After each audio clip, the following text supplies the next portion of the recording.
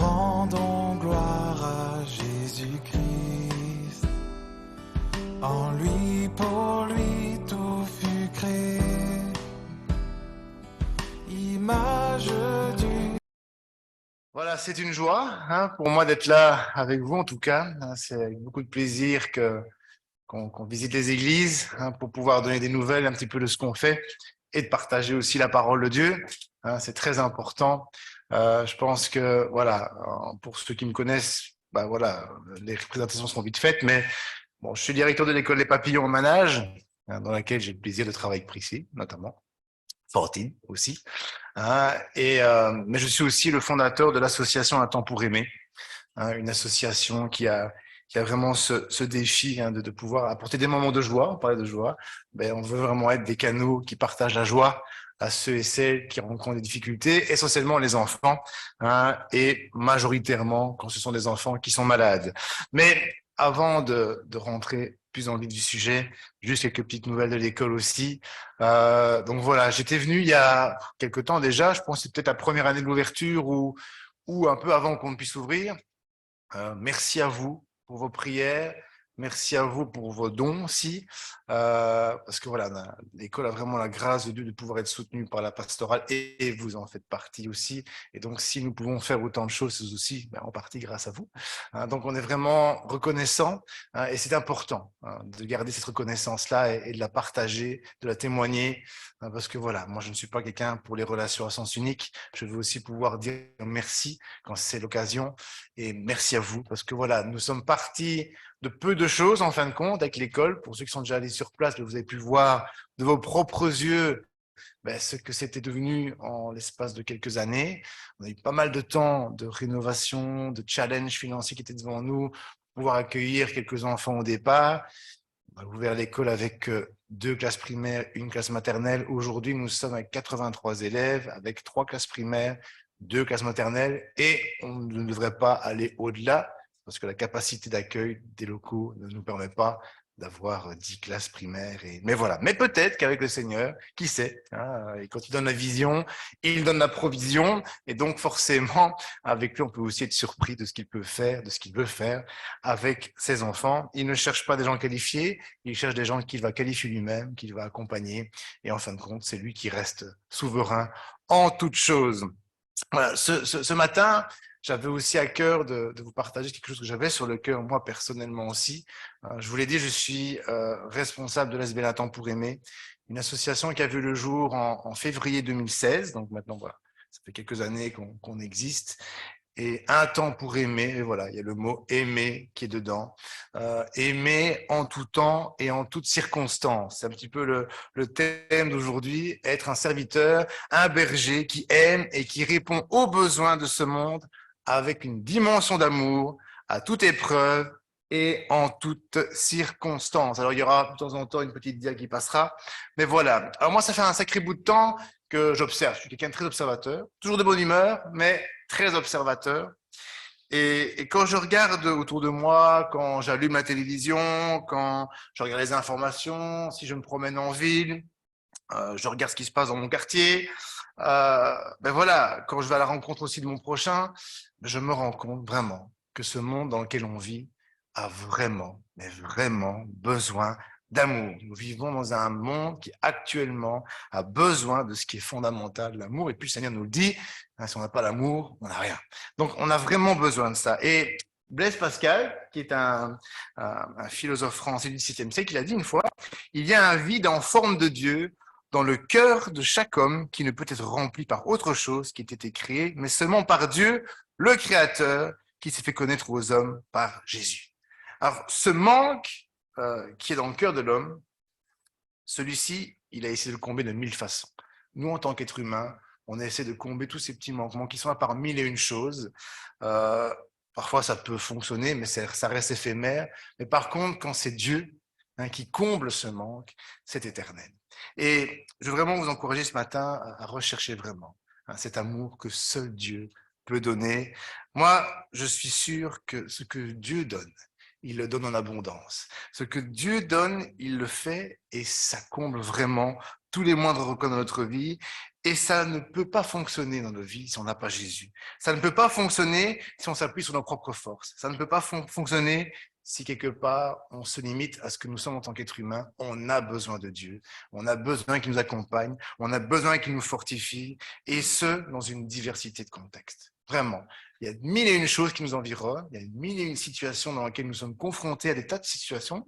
Mais on a besoin de cet amour de Dieu. Jésus est la clé, mes amis. Jésus est la clé et nous devons sans cesse nous rappeler que notre vie englobe plein d'aspects. Ils peuvent être intellectuels, physiques, affectifs, matériels, financiers, mais ils peuvent aussi et surtout être spirituels. Et pour chaque aspect, Dieu a prévu dans son amour extraordinaire des bénédictions pour ceux et celles qui le suivent. Et la diapositive nous montre quelques versets où il est écrit, regardez, « Et mon Dieu pourvoira à tous vos besoins selon sa richesse avec gloire en Jésus-Christ. » Il pourvoira à tous nos besoins. Quel amour! « L'Éternel est mon berger, je ne manquerai de rien. » Un aspect matériel qui est là, mais qui peut aussi un aspect émotionnel, je ne manquerai de rien.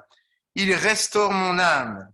Apportez à la maison du trésor toutes les dîmes, afin qu'il y ait de la nourriture dans la maison. Mettez-moi de la sorte à l'épreuve, dit l'Éternel des armées, et vous verrez si je n'ouvre pas pour vous les écluses des cieux, si je ne réponds pas sur vous la bénédiction. Et là, il y a un mot super important, en abondance.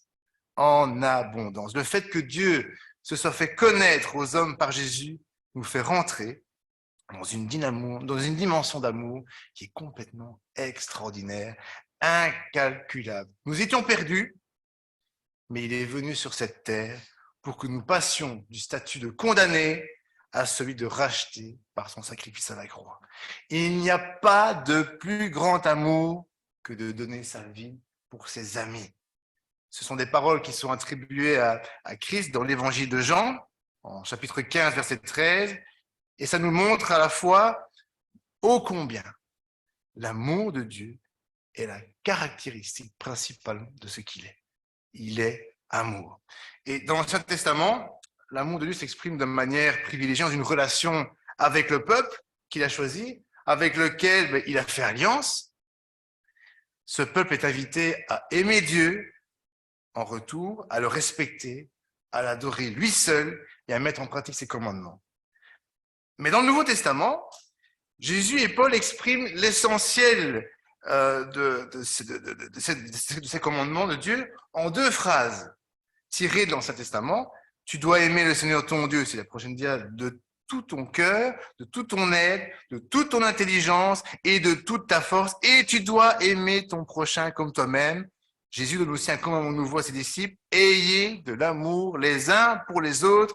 Alors tout le monde saura que vous êtes mes disciples. Il fait ainsi de l'amour le fondement de la communauté chrétienne et son témoignage par excellence. Ce que Dieu veut donc pour nous en tant qu'êtres humains, c'est d'abord l'amour. Un amour qui engage. Dans 1 Jean 3, 18, il est écrit « Mes enfants, n'aimons pas avec des paroles et avec des beaux discours, mais avec des actes. Ces actes montrent que notre amour est vrai. » Donc pour Jésus, cet amour, il s'étend au-delà du prochain. Il va même jusqu'à l'étranger, jusqu'à l'ennemi. C'est pas facile.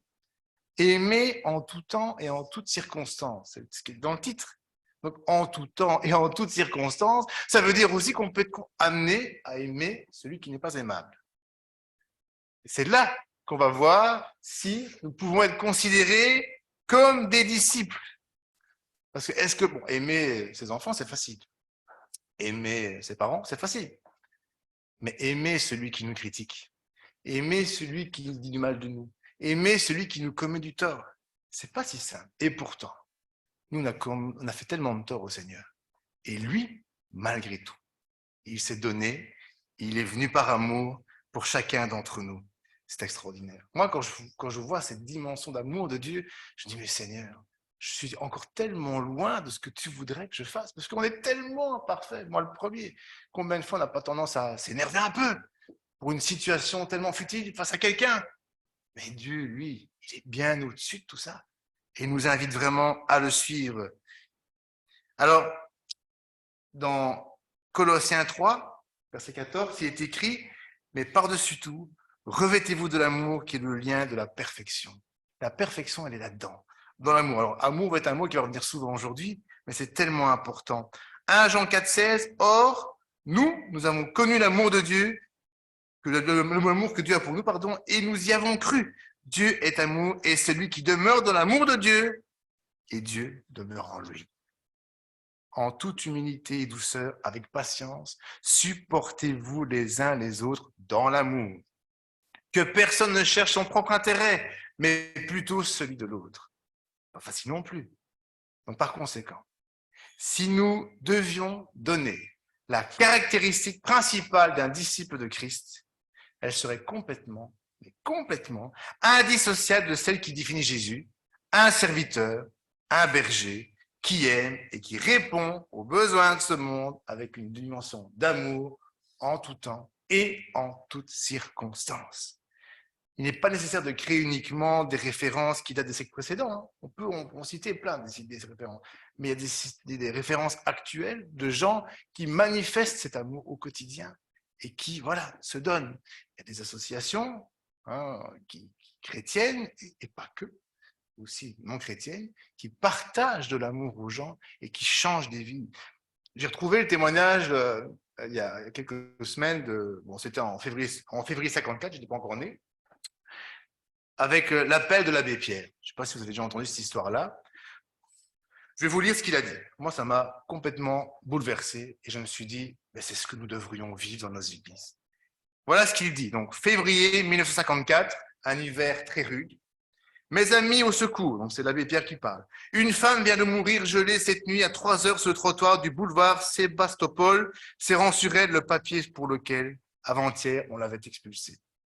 Chaque nuit, ils sont plus de 2000 recroquevillés sous le gel, sans toit, sans pain, plus d'un presque nu. Devant tant d'horreurs, les cités d'urgence, ce n'est même plus assez urgent. Écoutez-moi, en 3 heures, 2 premiers centres de dépannage viennent de se créer. L'un sous la tente au pied du Panthéon, rue de la Montagne Sainte-Geneviève, l'autre à Courbevoie. Il regorge déjà. Il faut en ouvrir partout. Il faut que ce soir, même dans toutes les villes de France, dans chaque quartier de Paris, des pancartes s'accrochent sous une lumière dans la nuit, à la porte de lieux où il y ait couverture, paille, soupe, et que l'on lise sous ce titre « Centre fraternel de dépannage », ces simples mots, et là écoutez bien, toi qui souffres, qui que tu sois, entre, dors, mange, reprends espoir, ici on t'aime. Toi qui souffres, qui que tu sois, entre, dors, mange, reprends espoir, ici on t'aime. Ce gars-là, il avait tout compris. Et c'est ce que je souhaite pour chacune de nos églises. Qu'on puisse avoir cette pancarte, toi qui souffres, qui que tu sois, entre, dors, mange, reprends espoir, ici on t'aime. Parce qu'ici, on veut aimer les gens en tout temps et en toutes circonstances. Quelle que soit ton origine, quel que soit ton combat, le Seigneur est venu pour toi. Et c'est vraiment ce qu'on doit vraiment véhiculer, même à nos enfants. Moi, j'ai 5 enfants. On ne savait pas en avoir au départ. Le Seigneur a vraiment fait grâce. Il a guéri totalement mon épouse. À l'occasion, s'il faut, elle fera son témoignage. Mais je vais dire, voilà, je pars du principe que si Dieu donne, c'est pour que nous puissions aussi investir dans ce qu'il nous a donné. Et j'ai vraiment eu toujours à cœur d'inculquer ces valeurs-là à chacun de nos enfants. Alors évidemment, les ados, c'est pas toujours facile, on est bien d'accord, les parents non plus, mais c'est important qu'ils puissent vivre ça, qu'ils puissent comprendre que aimer son prochain, c'est capital. Parce que peut-être qu'un jour, eux-mêmes seront dans cette situation-là aussi, où ils auront besoin de recevoir cet amour de leur prochain. Au 19e siècle, il y avait un gars, vous allez tout de suite comprendre qui c'est, William Booth, l'Armée du Salut. Moi, j'ai donné mon cœur quand j'étais à l'Armée du Salut. Donc, ça me parle vraiment. Et voilà, c'était l'époque de la révolution industrielle, dans les bidonvilles de l'Est londonien. Et avec son épouse, Catherine, il réalise que les personnes en situation précaire ne fréquentent pas les églises. Donc, il décide d'amener l'église dans la rue, tout simplement. Et son principe, c'était soulager aussi bien l'âme que la détresse matérielle. Donc, ça veut dire qu'on ne doit pas juste se contenter de beaux discours. Il faut rentrer dans du concret, agir pleinement. Et regardez ce qu'il disait, ce gars-là. Tant que des femmes pleureront, je me battrai. Tant que les enfants auront faim, je me battrai. Tant qu'il y aura un alcoolique, je me battrai. Tant qu'il y aura une fille dans la rue, je me battrai. Tant qu'il y aura des hommes en prison et qui n'en sortiront que pour y retourner, je me battrai. Tant qu'il y aura des victimes d'attentats aveugles, je me battrai. Tant qu'il y aura un fanatique qui blasphème le nom de Dieu, je me battrai. Tant qu'il y aura un être humain ou un peuple humilié sur terre, je me battrai. Tant qu'il y aura un être humain privé de la lumière de Dieu, je me battrai. Donc suivre Christ, c'est un encouragement à aimer son prochain. Peu importe sa condition, nous sommes appelés à être des serviteurs qui aiment en tout temps, en toutes circonstances, notre prochain, des bergers, vraiment. Alors dans Matthieu 5, il est écrit, vous êtes le sel de la terre, mais si le sel perd de sa saveur, avec quoi lui rendra-t-on? Il ne sert plus qu'à être jeté dehors et foulé aux pieds par des hommes. Vous êtes la lumière du monde. Une ville située sur une montagne ne peut être cachée. Et on n'allume pas une lampe pour la mettre sous le boisseau, mais on la met sur le chandelier et elle éclaire tous ceux qui sont dans la maison. Que votre lumière luise ainsi devant les hommes, afin qu'ils voient vos bonnes œuvres et qu'ils glorifient votre Père qui est dans les cieux. Alors ce matin, est-ce que tu as conscience que tu es une lumière? Est-ce que tu sais que tu dois briller? Tu dois éclairer autour de toi. Est-ce que tu en as conscience? Lorsque tu as accepté le Seigneur dans ton cœur, tu as reçu cette lumière et tu es devenu une lumière. Tu es devenu ambassadeur du royaume des cieux. Tu étais dans l'obscurité et il t'a donné sa lumière. Et il désire que tu éclaires autour de toi. Arrêtons de nous cacher. N'attendons pas que les autres le fassent à notre place. Commençons par la proximité, les familles. Moi, je suis bien placé pour savoir, je suis seul chrétien dans ma famille. Avec ma maman, mes frères n'en ont pas voulu. Donc, avec moi, même moi et ma maison, nous devons servir l'Éternel, mais d'abord dans notre famille, chez mon voisin, dans mon quartier, et puis après, un peu plus loin. Mais commençons par les petites choses. Dans la version de Luc 8, verset 16, il est écrit « Afin que ceux qui entrent voient la lumière ». C'est-à-dire que toutes les personnes qui entrent dans notre vie, qui nous connaissent, qui nous rencontrent, qui nous côtoient, qui vivent avec nous, qui travaillent avec nous, ils doivent voir notre lumière. Les personnes qui nous connaissent doivent ressentir la grâce qui se dégage de nous. Ils doivent reconnaître que nous sommes des personnes tout à fait exceptionnelles, des personnes spéciales, des personnes humbles, mais des personnes qui resplendissent. Parce que celui qui est en nous doit se voir en dehors de nous. En tant qu'enfant de Dieu, sa présence doit se voir. Notre présence dans un endroit doit apporter la joie, non pas tout à l'heure, doit apporter la paix, le réconfort, l'espoir, l'assurance, le bonheur, la vie, la victoire, la solution, des bénédictions. Et au contraire, évitons d'apporter la tristesse, le désespoir, la crainte, l'indifférence. Combien de fois l'indifférence a-t-elle pu tuer? Parce que voilà, on fait comme si ça n'existait pas. Et pourtant, ça existe. Moi, j'ai un combat au quotidien dans mon quartier, juste devant chez moi. J'ai une maison, voilà, c'est un genre de maison de maître, comme ça, avec des cotes. Et j'ai découvert il n'y a pas si longtemps que ça que, parce que je vois des jeunes, tiens, et en fait, ce sont des jeunes qui sont placés par une institution de laquelle je ne sais pas, et donc ils sont un petit peu, ils sont 16 ans, hein, mais ils sont tout seuls, on a cote, il y a de temps en temps un éducateur qui vient, mais ils sont tellement, mais tellement déboussolés qu'un jour, j'ai vu, parce que j'avais ma fenêtre de ma chambre donnée en vis-à-vis avec la fenêtre de sa chambre, je voyais qu'il y avait une espèce de cravate, de corde, je ne sais pas très bien quoi, et en fait, le gamin, il s'était pendu. Complètement, heureusement, il s'est raté. Mais je me dis, mais allez, quel désespoir pour en arriver là. Et là, je me suis dit, mais il est juste devant chez moi. Qu'est-ce que moi, je vais devoir faire maintenant? Je vais faire comme si ça n'existait pas? Est-ce que je vais être indifférent à ça? Non, je peux pas. Je ne peux pas dormir comme ça. Je dois aller. Je dois lui dire, en tout cas, qu'il y a une espérance. Et cette espérance, c'est Jésus. Parce que là, il y a le désespéré, c'est parce qu'il n'y a pas Jésus. Quand on est avec le Seigneur, on a cette joie. Et ce n'est pas par hasard, tu parlais de la joie tout à l'heure, il y a cette joie qui est notre force. On doit rendre le sourire aux gens. Alors, ça peut paraître banal, Mais un sourire, ça peut changer une vie. Moi, mon plus grand, Zacharie, quand on l'a présenté à l'église, au premier rang, il y avait une dame qui était là, avec un foulard sur la tête. Et bon, on arrive, on monte sur la scène, on va le présenter, on va prier pour lui.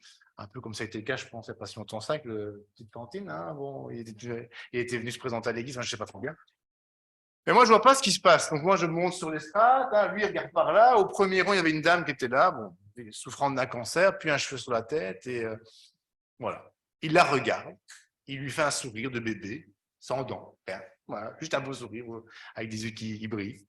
Et à la fin du culte, hein, cette dame vient avec une petite carte pour Zacharie et elle lui dit comme ça, sur sa petite carte, Zacharie, quand tu m'as regardé et que tu m'as souri, j'ai su que j'allais guérir. Wow, quand même. J'ai plus jamais vu cette personne-là, mais je me dis quand même, un sourire d'un enfant. Il y avait une onction de Dieu sur le sourire d'un bébé. Wow. C'est pas pour rien que le Seigneur dit qu'il faut laisser venir à moi les petits-enfants, hein, parce que le royaume appartient à ceux qui sont comme eux. Donc vraiment, soyons des ambassadeurs de sourire, d'espérance, de joie, qu'on puisse vraiment partager ça, parce que la joie du Seigneur est notre force.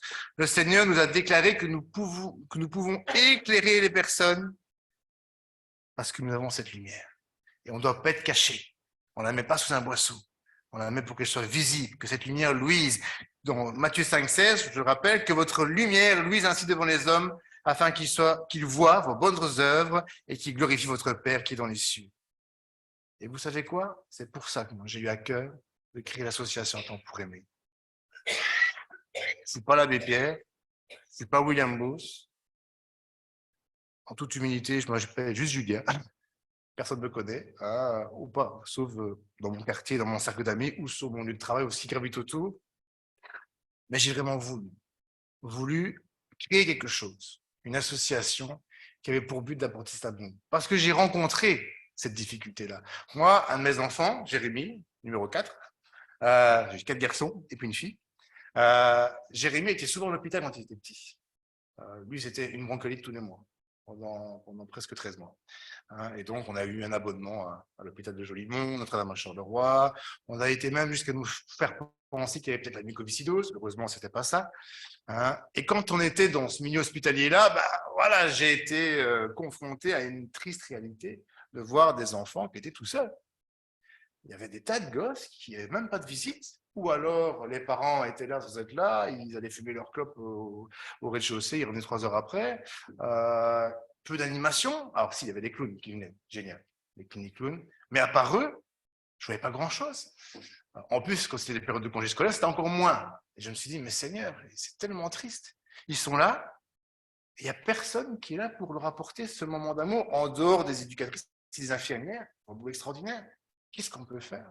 Et ça a commencé à germer dans ma tête, dans mon cœur, jusqu'au jour où on a créé cette association-là, et on a commencé à aller voir les enfants. Mais cette réalité, moi, elle m'a bouleversé. Je me suis dit, mais allez, c'est tellement triste. Il y a des enfants qui sont désespérés, qui sont là, qui sont tout seuls. Donc on a créé l'association comme ça. Mais il y a des constats qui sont tristes en Belgique. Je pourrais en citer quelques-uns comme ça. En 2017, dans la Fédération des Bruxelles, regardez ce qui est écrit, il y a 6188 cas de maltraitance infantile qui ont été signalés auprès d'autorités sociales ou médicales. La majorité des signalements concernent la maltraitance intrafamiliale. C'est chaud quand même. Hein. En 2018, bon, ce n'est pas des chiffres à moi, hein, c'est des chiffres UNICEF, tout le bazar. En Flandre, 8669 enfants ont été signalés à un centre de confiance. 14,2% de ces enfants avaient moins de 3 ans. 15,6% des filles subissent des violences physiques de la part d'adultes avant l'âge de 15 ans. En Belgique, une famille sur 10 compte un enfant qui a des besoins de santé spécifiques. Il n'y a pas que la maltraitance, hein. Il y a aussi des enfants qui ont vraiment des combats, des maladies, et qui ne sont pas toujours reconnus. Parce que qui dit maladie rare, dit gros soucis pour les remboursements. Et donc, il y a des situations comme ça. En moyenne, chaque année en Belgique, 13 nouveaux cas de cancer sont diagnostiqués parmi 100 000 enfants âgés de moins de 15 ans. Ça signifie qu'en Belgique, 300 à 350 enfants développent chaque année une leucémie ou une tumeur maligne. Ça, c'est des chiffres de l'Institut Roy Albert. Alors, ces chiffres, on peut en rajouter d'autres. hein, parce qu'on parle de maltraitance physique, etc., l'abus, les violences sexuelles, il y en a énormément aussi, plus qu'on ne le croit. Et moi, je les rencontre, ces gens-là. Je les rencontre, ces enfants-là, les enfants brisés. On vous montrera après quelques photos de ce qu'on fait en général, mais c'est une réalité qui est là. Et dans cette réalité-là, on a vraiment eu à cœur de faire un petit peu ce que je vous partage ce matin, être des serviteurs. Et le mot serviteur est important. Ça ne veut pas dire qu'on ne fait pas ça pour notre gloire personnelle. En fait, le serviteur, il sert quelqu'un.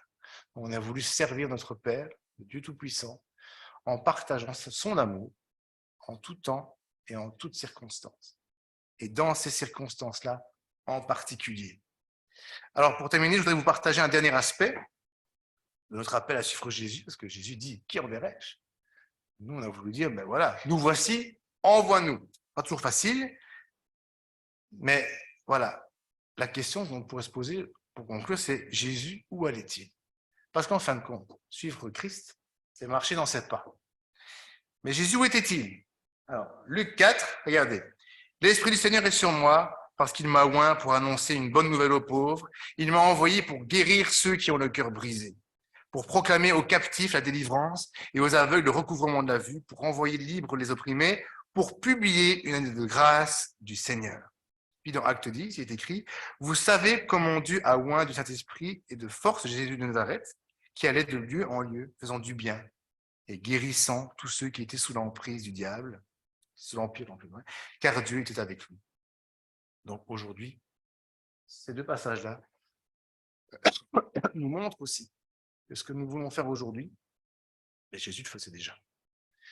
Et c'est lui qui a montré l'exemple quelque part. Donc marcher à sa suite, marcher dans ses pas, c'est rentrer dans cette dimension-là. Ils sont les gens malades aujourd'hui, ils sont à l'hôpital.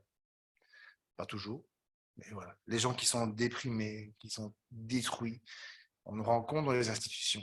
Et nous demandons en tant que chrétiens, c'est de pouvoir aller vers eux, tout simplement, et de leur partager des choses, parce que nous voulons être des serviteurs, des bergers qui aiment et qui répondent, je le dis pour qu'on puisse retenir, mais aux besoins de ce monde, avec une dimension d'amour, en tout temps et en toutes circonstances. Nous ne sommes pas sauvés par nos œuvres, c'est vrai, c'est notre appartenance, notre choix de suivre Christ qui nous sauve, mais nos œuvres, elles découlent de notre volonté de marcher dans les pas de Christ et d'aimer notre prochain. Parce que lui, il les a aimés le premier et il nous a aimés le premier. Alors, un temps pour aimer. Je vous montre quelques photos comme ça. Voilà un petit peu ce qu'on fait. On a 2 gros nounours, 3, 4, 5 parfois, mais ça dépend. Mais en général, on en prend maximum 2 à l'hôpital. Pourquoi un nounours? Parce que voilà, nounours, ça fait penser un petit peu un doudou. Il s'appelle nounours, il n'y a pas d'autre prénom.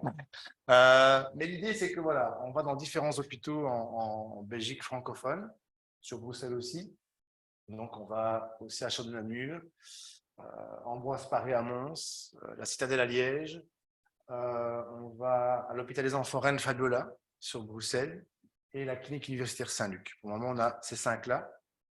On a des contacts pour d'autres, mais voilà, ça sert à rien de se disperser. Autant aller bien et faire les choses qu'on a vraiment. Et alors, vous voyez qu'on a en général un gros caddie qui est là. Et ben voilà, c'est rempli de cadeaux. Donc, quand on va à l'hôpital, c'est distribution de cadeaux, gogo. Hein, on va vraiment apporter des moments de joie aux enfants. On ne fait pas que distribuer des cadeaux, on offre des moments d'animation, bricolage, etc. On a un parrain, c'est Pipo et Cookie. Je ne sais pas si vous connaissez un petit peu le clown ventriloque. Bah, lui, c'est le parrain de l'association et donc il vient de temps en temps avec nous pour faire un spectacle pour les enfants. C'est vraiment sympa. Chaque enfant reçoit un cadeau. Alors, en période pré-Covid, quand même là, ça reprend tout doucement, mais c'était en moyenne 150 à 200 enfants par mois hospitalisés qui recevaient une visite de l'association et en l'occurrence à chaque fois un cadeau. On dévalise l'action, on achète tout ce qu'il faut là-bas, parce qu'il faut savoir qu'à l'hôpital, on ne peut pas faire de prosélytisme. Donc c'est la loi, la règle, on doit la respecter. On partage l'amour de Dieu autrement, parce qu'on reste aussi en contact avec les familles, on leur laisse une petite carte, ils nous appellent, ils nous envoient un petit mot de remerciement, on répond, on reste avec eux, on communique, et on leur dit pourquoi on est là, tout simplement. Et quand on va dans les hôpitaux comme Reine Fabiola, il y a des services un peu plus compliqués, comme l'oncologie, les greffes, etc. Et là, on a des contacts beaucoup plus intimes avec les familles, où ben, on peut voilà, rencontrer une difficulté ou l'autre. Et là, on fait ce qu'on appelle des missions bonheur à domicile. pour ces enfants-là, en l'occurrence, qui le souhaitent, enfin, que les familles le souhaitent. Il n'y a pas d'obligation, mais on propose nos services. Et là, ça peut vraiment être dans l'idée, soit de la réalisation d'un rêve pour un enfant. Il y a Make-A-Wish qui fait des choses un peu comme ça, normalement, mais nous, on fait un peu pareil, mais en plus petit, bien sûr. Mais c'est aussi pouvoir répondre à un besoin financier. Ici, dernièrement, avant-hier, pardon, on a un petit garçon qui a un syndrome à trois chiffres, je ne porte le nom, mais c'est compliqué. Il souffre d'autisme et d'un handicap moteur. Si vous allez voir la page d'association, vous verrez, c'est le petit Mathéo. Eh ben, ce petit garçon-là, comme il est dans un syndrome qui est rare, au niveau de ce qui se passe en Belgique au niveau remboursement, ce n'est pas toujours évident. Hein, et donc, il doit se taper Barcelone pour aller suivre une cure de rééducation au niveau moteur, etc. Enfin, c'est compliqué. Ça coûte excessivement cher. Mais voilà, on est là, derrière, pour aider les familles qui ne savent pas payer, hein, combler des factures impayées, parce que parfois, il y a aussi des détresses sociales qui sont là. C'est une peu sur tout le monde, hein, je veux dire, même pour ceux qui sont riches comme ceux qui sont très pauvres. Et là, parfois, ça nous est déjà arrivé même de payer des frais de huissier pour une famille qui était complètement dépassée, parce que voilà, on oublie de payer la facture, on ne sait pas la payer tout simplement. Un rappel, deux rappels, trois rappels, une mise en demeure, puis on se retrouve avec une lettre de huissier, et puis on passe de 1 500 € à 3 300 € de frais. On n'a pas eu le temps de revenir, on est dépassé en souffrance, on intervient. Puis, voilà, on va aussi à domicile. Vous voyez ici le petit Tino à côté de cette application qu'on a envoyé à Disneyland. Il rêvait de voir Mickey. Bon, ben voilà, si ça peut lui rendre service. Mais vous voyez à chaque fois leur sourire, c'est notre plus belle récompense. Moi, c'est ce que je dis aux parents. Ils me disent à chaque fois, qu'est-ce qu'on peut faire pour vous remercier? Ben rien. C'est gratuit. Hein, mais sachez qu'on prie pour vous. Nous, ça, on leur dit à chaque fois. Vous savez, on sait que vous passez par des moments difficiles. On ne peut pas vous parler de Jésus de l'hôpital, mais sachez qu'on est entouré de chrétiens autour de nous et on prie pour vous. Et si vous avez besoin de quelque chose en particulier, n'hésitez pas à revenir vers nous. Hein, et à chaque fois, ça tape dans le mille, parce que la meilleure manière de répondre à la détresse, c'est l'amour en fin de compte. Vous voyez à chaque fois leur beau sourire. Voilà, alors c'est vrai que parfois on pourrait se dire, oui, mais c'est quand même beaucoup de cadeaux. On veut être très transparent dans ce qu'on fait. Parce que quand on fait un appel au don pour un enfant en particulier, c'est nominatif. Donc ça veut dire que ce que les gens versent, ils mettent goutte d'amour, par exemple, Paolo, mais tous les dons seront pour Paolo et pas pour Balthazar. Hein. Donc c'est vraiment très ciblé. Ce qui veut dire que par moment, on reçoit beaucoup de dons aussi. Mais on veut investir en fonction de ce que les gens peuvent donner. Et si parfois les gens ne reçoivent pas beaucoup de dons, parce que ça arrive aussi, parce que parfois ils ont déjà été sollicités, les gens, pour une vente de bic pour un enfant, etc., ce n'est pas un problème, parce qu'il y a toujours quelque chose. On a des sponsors qui nous soutiennent financièrement, et donc l'enfant est toujours gâté. Voilà. Alors, vous avez vu les diapos avant, il y avait des pirates avec nous. On essaie aussi d'impliquer les églises avec nous. Ah, ici, par exemple, c'était les jeunes de l'église de Halle, du pasteur Paul Lavecchia. Il nous avait accompagnés pour une journée un peu. Il voulait vivre une dimension un peu missionnaire, comme ça, sans pour autant aller à l'étranger. Voilà, on dit, venez avec nous passer une journée. Et ils ont animé les enfants avec nous en pirate, c'était vraiment sympa. L'idée du jour, c'est d'offrir un trésor de pirates aux enfants. Et ils ont vraiment joué leur jeu à fond. À gauche, par contre, c'est en dehors de la maladie, une banque alimentaire. Je ne sais pas si vous avez une banque alimentaire ici, mais ça, on peut aussi vous aider là-dedans. S'il y a des enfants qui ont besoin d'être soutenus, voilà. Nous, on a offert plein. Comme vous voyez que ce n'est pas des boîtes de conserve, c'est essentiellement des collations, etc. On se dit, mais voilà, les enfants, ils vont à l'école, ils ont besoin de se nourrir. Donc, on offre le nécessaire pour qu'ils puissent être soutenus. Et puis voilà. Je crois que c'était la dernière diapositive. Ouais. Ah, il y a encore deux, voilà. Donc voilà, avec mes deux potes à nous, c'est vraiment sympa. Et puis on a des bénévoles aussi, je ne suis pas tout seul. Moi j'ai facile, j'ai bon rôle parce que c'est la seule personne qu'on voit. Mais c'est vrai que, voilà, heureusement qu'il y a des gens qui sont là, qui prennent du temps, qui vont dans les homes. Vous voyez ici, on a été à gauche voir un home de personnes âgées. Et là, on s'était dit, mais on implique les écoles, vraiment. L'école des papillons a été, d'ici dernièrement, impliquée dans un projet. Donc, on va avec Nounours voir les personnes âgées. C'était vraiment extraordinaire. Elles ont toutes reçu un petit chien, belle peluche. Il était vraiment heureux. Là, c'est un canin qu'on a fait un enfant en oncologie du côté de Liège. Et donc, voilà. Les poupées que vous voyez là, mais voilà, la photo, ça n'a rien à voir avec nous, mais c'était pour montrer. Ce sont toutes des petites poupées qu'on a dû offrir à des jeunes filles dans une institution, toutes des petites filles entre 7 et 12 ans qui avaient été violées. Donc, et donc l'éducatrice me dit, et l'infirmière, pardon, on voudrait leur offrir des poupées pour leur réapprendre à câliner, parce qu'elles sont complètement brisées. Et donc, le fait d'avoir une poupée qui ressemble fortement à un bébé en vrai, ben, voilà, c'était apparemment thérapeutique pour elle. Et donc, on a pu leur offrir cette petite poupée qui était là. Quand il y a eu les sinistres avec les inondations, on a été soutenu, secouru d'une école du côté de Liège en offrant l'entièreté des fournitures scolaires qui avaient été complètement embarquées par les flots. Donc voilà, c'est large, mais c'est axé sur l'enfant. Parfois les personnes âgées aussi, mais essentiellement les enfants. Et ce qu'on soutient aussi beaucoup, c'est tous les projets qui ont pour but justement de faire découvrir la parole de Dieu aux enfants. C'est pour ça qu'on est aussi actif dans le soutien par rapport aux écoles chrétiennes, mais aussi les églises qui veulent investir dans ces choses-là. Donc, il est déjà arrivé qu'on offre du matériel à les écoles du dimanche. Si vous avez des besoins ici, on peut aussi vous aider, vous parrainer, si vous voulez, en offrant de la littérature ou en regardant en quoi on peut éventuellement vous aider.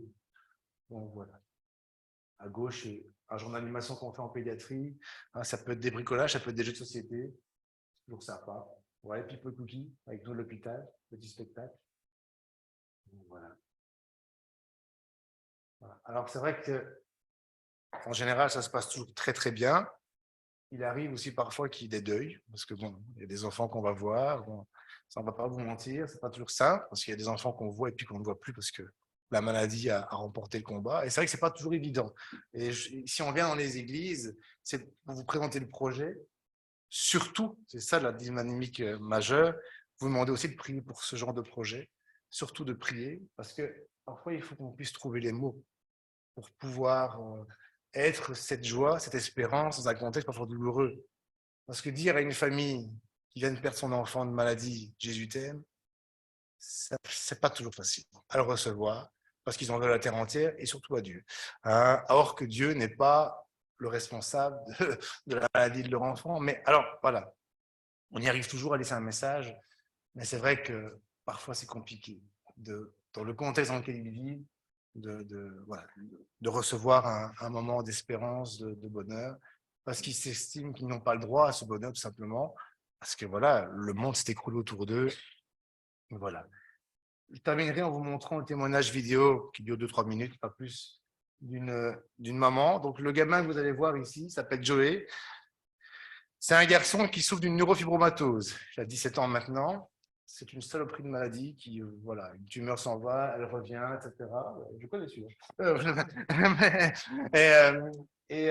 Et donc, pour vous dire que quand on fait nier son bonheur, c'est pas juste un one shot. C'est pas juste on donne un cadeau puis on s'en va, basta, au revoir, on se verra peut-être un autre jour. Mais on reste en contact avec les familles qu'on va visiter, du moins à domicile. Joey, c'est un enfant qui, lui, rêvait au départ de basketball. Il jouait au basketball. Mais à un moment donné, une tumeur s'est logée dans la colonne vertébrale, donc il s'est retrouvé en chaise roulante. Il a été opéré, mais à chaque fois qu'il est opéré, il est diminué de plus en plus physiquement. On est arrivé chez lui un lundi soir avec les joueurs de l'équipe nationale de basketball. Des joueurs qui jouent au Spirou en même temps.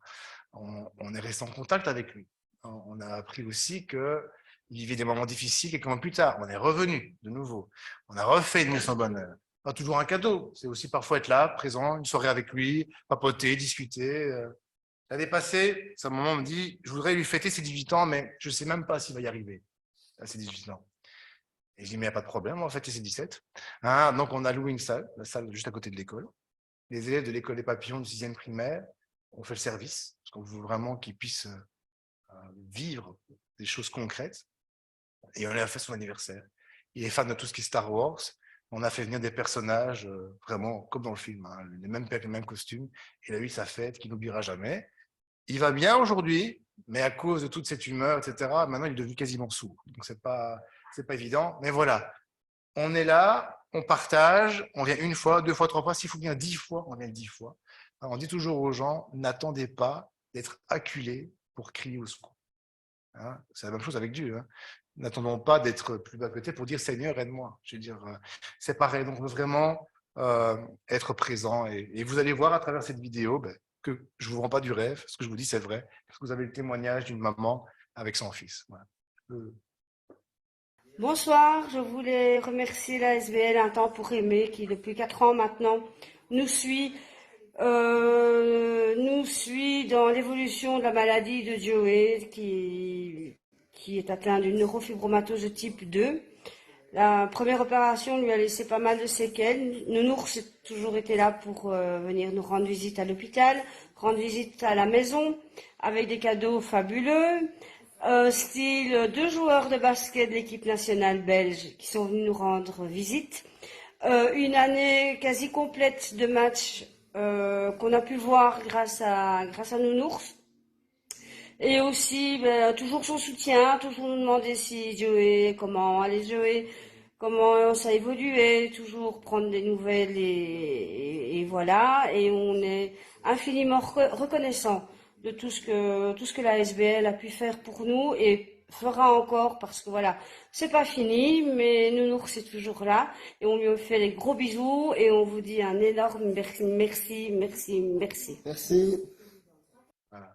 Ça, c'est Joey, mais des comme ça, il y en a des dizaines, je veux dire. Et voilà. Donc, merci de prier pour nous. Hein, si vous voulez suivre un petit peu l'association, n'hésitez pas à aller voir. C'est ASBL, Un temps pour aimer sur Facebook. Et voilà, il y a plein de vidéos comme celle-là, il y en a d'autres. Hein. Vous verrez un petit peu ce qu'on fait.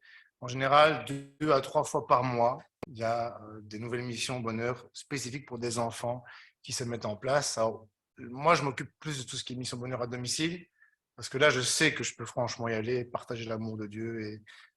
Mais il y a aussi 2 fois, parfois 3 par mois, on va au milieu hospitalier. Ici, par exemple, le mois de février, en congé de carnaval, on va aller à l'hôpital des enfants Reine Fabiola pour justement animer, partager un moment de joie. Ça peut paraître, pas dire bête, mais on ne mesure pas, en tout cas, la puissance qu'un geste d'amour peut avoir envers quelqu'un. Même un petit cadeau, 2,50 € chez Action, ça change une vie. Je peux vous le dire. Parce que moi, quand je vais en oncologie, on achète souvent des petits casques, ou des écouteurs MP3. Avant le Covid, on avait acheté toute une 60aine de casques à 5 €. Enfin, voilà. Et on arrivait dans le service, on offrait des casques aux ados, etc. J'ai des ados, je sais ce que c'est. Bon, ils aiment bien les marques, les ados, etc. Bon, mais quand un gamin de 15 ans qui est en oncologie, parce qu'il a un cancer sur le dos, qui débâche son casque à 5 € et qui lui dit « Oh, j'en rêvais », je dis là, merci Seigneur. Mais il n'y a pas que ça. On a une fois eu un appel pour un petit Emmanuel, une maman chrétienne. Et le petit Emmanuel, donc c'est un gamin qui est né, alors, dès sa naissance, que des problèmes au niveau des reins. Donc déjà, bébé, dialyse, tout le bazar, c'était vraiment galère. Et il faisait souvent des convulsions, etc. C'était vraiment pas évident. Enfin, je ne suis pas médecin, mais bon, les gens du médical peut-être comprendront. Et à cause de sa maladie, il a développé un retard mental assez important. Donc, en gros, il avait 7 ans, mais dans sa tête, il en avait 3. Quoi. Et un jour, l'éducatrice m'appelle, elle me dit « Écoute, Julien, est-ce que tu pourrais venir à l'hôpital pour voir le petit Emmanuel ?» Je dis « Ok, ça va. Qu'est-ce qui ferait plaisir ?» Il aime bien Mickey, etc. Mais attention qu'il a un retard mental. Je dis « Ça va, pas de problème. Hein. Moi aussi, ça m'arrive parfois. » Et voilà que je vais chez Bros, hein, parce que là aussi, on est des bons clients. Et j'achète le Mickey qui danse, qui chante, qui parle, qui reconnaît la voix, qui a plusieurs petites fonctions, un petit peu comme une nounours parfois. Et on va à l'hôpital. Et quand on arrive à l'hôpital, on retrouve une maman en pleurs parce que le gamin avait fait des convulsions et il s'était retrouvé aux soins intensifs dans le coma. Bon. Je dis, c'est pas grave, est-ce qu'on peut aller aux soins intensifs? Parce qu'on a la chance de pouvoir y aller quand même. On monte en sage 61, je crois, on va aux soins intensifs. Et là, on arrive dans la pièce, hein, évidemment, Nounours était là, la maman dans ses bras, elles font en larmes, etc. Le gamin, avec tous ces tuyaux autour de lui, pas possible de l'approcher de trop près. Mais je dis à la maman, écoutez, vous inquiétez pas, on vous laisse le cadeau, hein, on prendra de vos nouvelles, mais on ne peut pas rester trop longtemps parce que malheureusement, c'est pas le service, on peut s'attarder. Et la semaine qui suit, je reçois un coup de téléphone de Fabienne, éducatrice de l'hôpital des enfants à Fabiola. Elle me dit, Julien, tu n'imagineras pas ce qui s'est passé. Quand la maman a déballé le cadeau, elle a fait fonctionner le Mickey et le gamin il s'est réveillé. J'ai dit, le gamin s'est réveillé. Je dis, ah bon, c'est une bonne chose. Et donc voilà, c'est des petites choses. Donc le Seigneur, il utilise qui il veut, il utilise ce qu'il veut. Même un petit Mickey, il peut le faire parler et il peut vraiment toucher le cœur d'un enfant. Donc voilà, soyez encouragés à faire du bien autour de vous. hein. Aimons notre prochain en tout temps et en toutes circonstances. Voilà, que le Seigneur vous bénisse. Et si vous avez des questions, j'ai des petits flyers de l'association. J'ai aussi des lettres de nouvelles de l'école, si vous n'en avez pas eu au culte, au Love Expo. J'ai tout ce qu'il faut. Vous avez envie de venir une fois faire du bénévolat, n'hésitez pas à venir vers moi. Je vous expliquerai comment ça se fonctionne. Et puis voilà.